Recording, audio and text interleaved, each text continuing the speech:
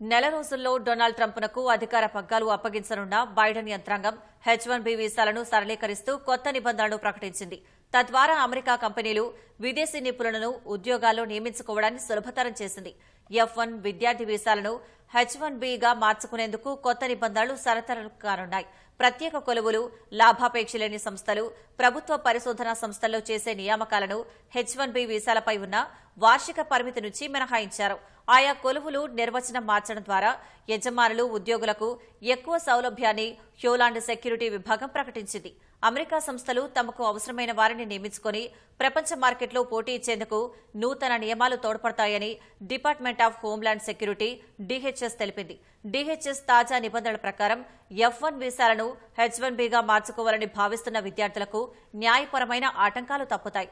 అలాగే F-1 వీసాతో ఉద్యోగాలు చేస్తున్న వారికి చట్టబద్దత లభిస్తుంది. ఇప్పటికే H-1B వీసా ఆమోదం పొందిన వారు పౌరసత్వం కోసం చేసుకున్న దరఖాస్తులను America citizenship and immigration services USCIS వేగంగా పరిష్కరించడానికి కూడా అవకాశం ఏర్పడుతుంది.